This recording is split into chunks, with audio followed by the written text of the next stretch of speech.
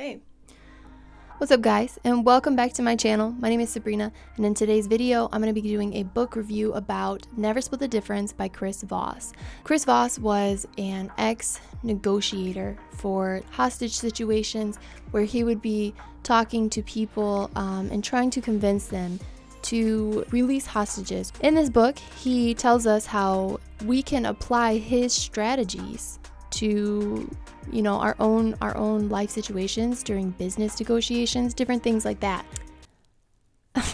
Before any of you Chris Voss Never Split the Difference fans out there bash me, let me explain why I was not a big fan of this book. This book was a very difficult book to read and just move on with. And what I mean by that is in each chapter he's giving you more of how to apply these strategies that he's giving you in each chapter. And so it's not a book that you can directly just read and move on. This book is something that you actually kind of have to study with. You have to read the chapter, practice, and apply what you learned in that chapter, and then go into the next chapter and pull from there. Another big thing that I would recommend is personally starting right at chapter 9. Chapter 9 helps you understand the types of people within negotiations, along with strategies to help identify what kind of person you're dealing with. Not every person is going to respond the exact same way. So he does tell you, like, if you don't find this person mentally mature enough to help to have this negotiation, then that's the situation where you have to walk away. So read chapter 9. He talks about all that kind of stuff. He talks about an analyst, an accommodator, being assertive. Again, I only read this book one time, so I would have to go back again. I didn't even practice and apply these skills at all, so it's really hard for me to tell you, like, hey, did this work? I don't know. After you read chapter 9, like I said, you can go right back to chapter 1 and start from there. Overall, what he's discussing throughout the book, he first introduces mirroring, and mirroring is when you repeat the last 3 words of what someone has just said to draw out more information from the person. So for example, I think he gives the example of your manager telling you to print these papers or take a fax of them or something and send them off to someone. And you respond by saying, fax these papers to this person, and you kind of add it with an emphasis of like a question. So that kind of pushes the next person to be like, yeah, because we got to send it out for such and such reason, right? So that's called mirroring. The next one he deals with is called label.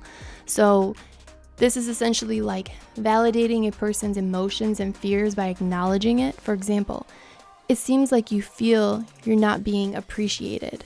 So directly labeling what it is that this person is feeling or what they're going through. The next thing is the accusation list. So list the words, things the counterpart could say about you. For example, you probably think I don't spend enough time on this project. He says that should follow that by giving statements to alleviate like their concerns and stuff. So you can trust me to do my part without supervision, and we all want this project to be successful. So it kind of makes a person feel a little bit more comfortable with entrusting you and giving you what you want. So essentially that's what this book is all about. It's all about negotiating, but to negotiate to get what you want. Some of the reviews said like, oh, this is like, bribing people or being fake. I don't really know. It kind of did. I felt a little like, I don't know, sleazy like reading this book. But at the same time, this is what business people do. This is negotiating. So I think, do I find this book helpful? Yes. Could I have read this book personally, like actually read it? No. So just to let you guys know, I did listen to it on an Audible. I was able to then take notes like that way. It was a little bit easier for me. But I would not have read this book if it was actually like a paperback type book. That is my review for this book. I'd probably give it like 3 stars. For me, every chapter he had a different story. I wasn't a big fan of that. If he stuck with one story, maybe mix 3 together, and told it that way and then use that one story as an example, I probably would have liked it a little bit better. But that's just my personal opinion. Overall, book was okay. Like I said, if you want to read this book, start at chapter 9, study that, and then go back to chapter 1 and kind of progress from there. Please like and subscribe if you did like this video. I would love to hear back if you have read this book. What was your opinion on it? You guys can always follow me on Goodreads if you want to. I'll put the